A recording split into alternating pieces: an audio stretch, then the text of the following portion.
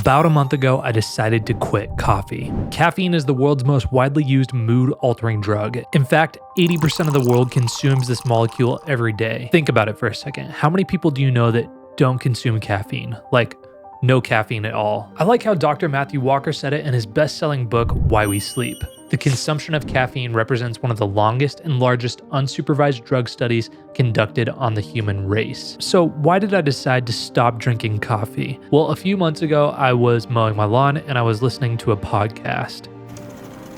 Most of the caffeine researchers I interviewed do not drink coffee or tea.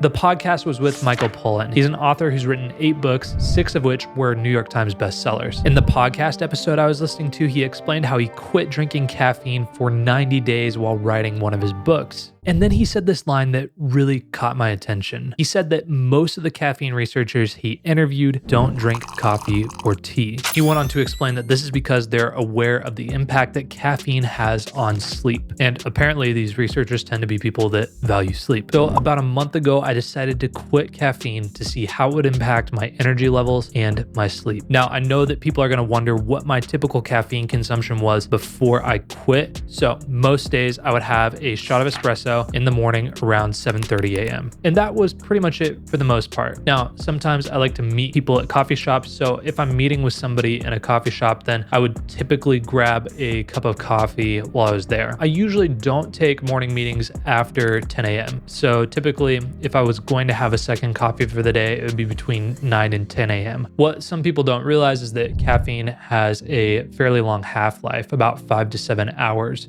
So let's say that I had a coffee at 10 a.m. Half of the caffeine could still be in my body up until almost 5 p.m. Anyways, I stopped drinking coffee on a Monday, and ironically, I had a meeting at a coffee shop that morning. So I just grabbed an herbal tea. My meeting ended up going from 8:30 a.m. all the way until about 11. I felt pretty good, and then as the meeting ended, I started to feel a little bit lightheaded. And to be honest, I just thought that I was hungry or something. It didn't really register with me that this could be caffeine withdrawals kicking in. As the day continued, I noticed that my lightheadedness turned into a bit of a headache, and then my vision just didn't feel as sharp and vivid as it normally does. When I got home from the meeting, I decided that I would go on a short walk in the woods behind my house just to kind of clear my head and reset my day a bit. My vision wasn't really messed up, but I felt like everything was kind of spinning a little. Not really, like if I focused it would stop, but if I just kind of zoned out, like everything was like, ooh. So for the rest of that day, I felt like I couldn't get into a zone where I was focused and getting things done. So I just ended up going to bed as early as I could that night. Tuesday was pretty similar. I felt good up until about 11 a.m. and then I started to feel a little bit off. On Wednesday, I was meeting with people all day and was out of the house all day. And that helped me actually not notice any of the side effects that I was feeling on the other days. So what does caffeine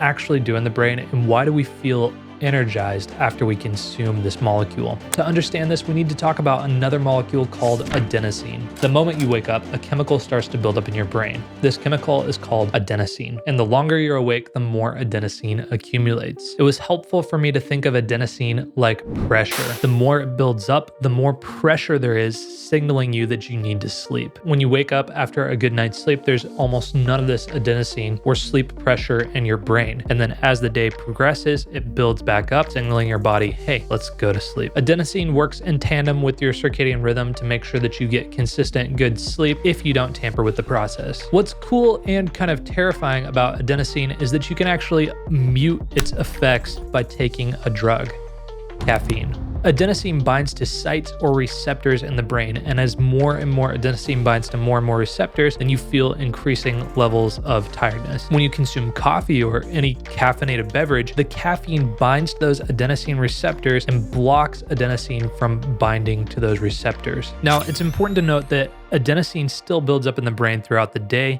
but it just can't bind to those receptors. So when your liver finally evicts all the caffeine from your body, you'll experience what's sometimes called a caffeine crash, where the caffeine leaves and then the adenosine molecules rush in, bind to the receptors, and make you feel really sleepy. If you want to learn way more about this, I recommend reading Why We Sleep. Dr. Matthew Walker gives a ton of detail on this process, and it actually helped me make sense of a lot of different things and helped me improve my sleep quite a bit. So strongly recommend. So when you drink coffee or a caffeinated beverage, you're not actually giving yourself any energy. I mean, there's only like 5 calories in a cup of black coffee. So hardly any energy there for you to consume. What you're doing is you're borrowing energy from the future by blocking that natural sleep pressure so that you don't actually feel that tiredness building up. Here's something that I recently learned. Caffeine doesn't necessarily impact the amount of time that you sleep, but it does impact your deep or slow wave sleep. And this is a crucial part of your sleep for solidifying memory and just sort of for clearing out or resetting your brain at the end of the day. Especially caffeine consumed later in the day can really impact the quality of your sleep.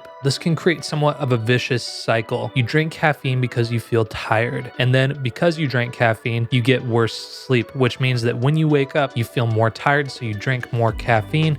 So that messes with your sleep, and then it just kind of keeps going on where you need more caffeine to offset the bad sleep that was caused by the caffeine in the first place. In that first week after I quit caffeine, I was doing a bunch of reading and research for this video, and I was learning all this stuff, and it just made everything that I was going through make a whole lot more sense. So anyways, by the time that we got to Thursday in that week, I wasn't really experiencing the symptoms of headaches, maybe a slight headache by 3 or 4 p.m., but beyond that, no real symptoms of caffeine withdrawal. So it took about 3 days after me quitting caffeine cold turkey for me to get over the symptoms of caffeine withdrawal. Now, I will say I'm over the symptoms of withdrawal, but I definitely still crave a nice cup of coffee. My wife likes to make coffee right before she goes to work. So around 7:30 in the morning, I'll be in our living room and I can smell the coffee, and it smells so good.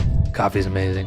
I love coffee. My relationship with coffee in the past was a little bit different than most people in that I didn't just drink coffee for, the caffeine fix. I really drank it because I appreciated different origins, different roasts, and I just found that it was a really interesting and fun thing to be into. So it has been kind of hard cutting coffee. I would do decaf, but I realized that decaf actually contains about 15 to 30% of the caffeine that's in regular coffee. Anyways, after about 10 days of being off of caffeine, I noticed that my energy levels had really leveled out. Instead of getting this big rush of energy in the morning and then tapering off throughout the day, it just feels like I'm more of kind of even throughout the day. Maybe a little hump of energy in the morning, but it doesn't really feel like there's this big spike where I've got all this energy and then it goes down. I've also experienced that in the evenings, I'm able to work quite a bit longer. My wife is working on her MBA right now. So while she's doing homework, I'll just keep editing videos or working on some of the other projects that I'm doing right now. Whereas when I'm on caffeine, I find that my energy levels have crashed so much that I just really don't have the energy or the appetite to keep working, which might be a bad thing. I mean, it's good to take time off from your work, but for me, I found that I'm enjoying the work that I'm doing a bit more. Now, I don't want it to seem like I'm just demonizing coffee or caffeine here. Yes, I think it's okay to demonize energy drinks. Those are packed with sugar and artificial flavors and colors and chemicals that who knows what they're doing to you. But I do think that you can get caffeine from healthy sources. In fact, there are a number of studies that link coffee consumption to increased lifespan.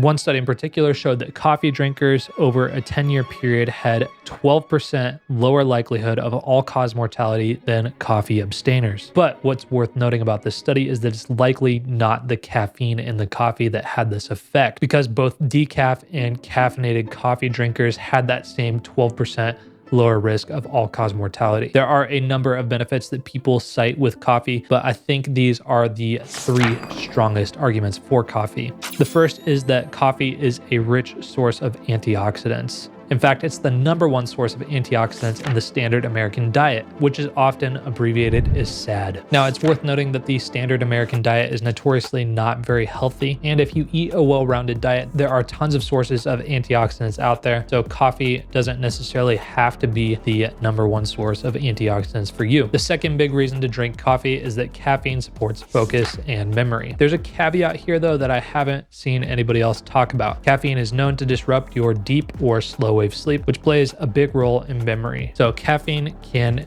improve memory, but it can also be harmful to memory, especially if you're having caffeine in the later parts of the day. The third reason that coffee and caffeine could be good is that they improve physical performance. This is one of the reasons that there's such a big market for pre-workout. Also, this is one of the reasons that people like to drink coffee before they go hit the gym. By the time this video comes out, I'll be over 30 days into not drinking caffeine, and so far, here are the things that I've noticed. 1, I get objectively and measurably better sleep. 2, I've noticed that my resting heart rate is coming down. And 3, I've noticed that my HRV is going up. And 4, as I mentioned before, I've noticed that my energy levels feel more stable throughout the day. For me, overall, I would say it's been worth cutting back on caffeine because I really do value the high quality sleep and the lower resting heart rate. But I don't think I'm going to stay off caffeine forever. In fact, I would like to introduce a little bit of decaf back into my diet just because I love that ritual of making a coffee in the morning, and I enjoy the smell, I enjoy the flavors, and yeah, it's just a good part of my day. So if you struggle with getting good sleep, or if you've been thinking about cutting back on caffeine or giving it up for a while, I think that it would be a worthwhile experiment to try. Just see how you feel off of it.